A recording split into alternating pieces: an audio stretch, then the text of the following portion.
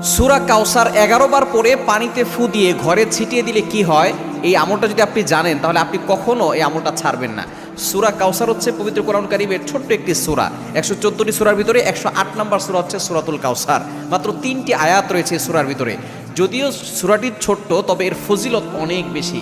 আপনি যদি সূরা কাউসার 11 বার পড়তে পারেন, কিভাবে আমল করবেন আমি বলে দিব, তবে কি কি উপকার পাবেন সেটা আমি বলে দিচ্ছি। নাম্বার 1, 1 নম্বর হচ্ছে এই আমলটা করার মাধ্যমে আল্লাহ তাআলা আপনার ঘরের সকল অভাব দূর করে দিবেন। দ্বিতীয় নম্বর হচ্ছে আল্লাহ পাক রব্বুল আলামিন আপনার ঘরের ভিতরে বরকত দান করবেন।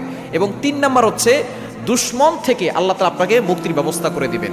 এবং 4 নম্বর হচ্ছে আপনার জানমাল নিরাপত্তার ব্যবস্থা করবেন আল্লাহ তাআলা। এবং 5 নম্বর হচ্ছে হাউজে কাউসারের পানি আল্লাহ তাআলা আপনাকে দান করবেন।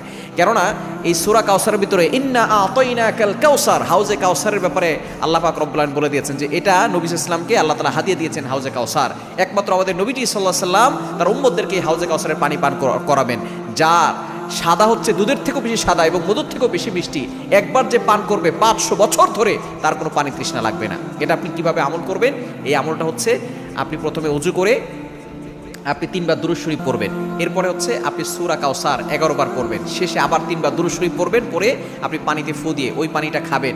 দেখবেন আল্লাহ পাক রব্বুল আলামিন আপনাকে সুস্থ করবেন এবং ঘরের চারকোনা ছিটিয়ে দিবেন। ওই ঘরের ভিতরে অভাব থাকবে না, ঘরের ভিতরে অভাব দূর হয়ে যাবে, বরকত চলে আসবে এবং দুশ্মন কোনো ক্ষতি করতে পারবে না। কেননা এই সূরাটা এমন সময় নাজিল হয়েছিল, নবীজি সাল্লাল্লাহু আলাইহি সাল্লামকে যখন কাফেররা গালি দিয়েছিল, যখন তার সন্তান দুনিয়া থেকে বিদায় নিয়েছিল, তখন বলেছিল মুহাম্মদ হচ্ছে নির্বংশ। তখন আল্লাহ পাক রব্বুল আলামিন আয়াত নাজিল করেছেন যে ইন্না শানি আকা হুয়াল আবতার, যে তারাই হচ্ছে নির্বংশ যারা আমার নবীকে গালি দেয়। আমার নবীর যে আল্লাহ পাক রব্বুল আলামিন সম্মান দিয়েছেন, সুতরাং এই সূরা কাউসারে আমল করবেন, দেখবেন আপনি উপকার পাবেন ইনশাআল্লাহ।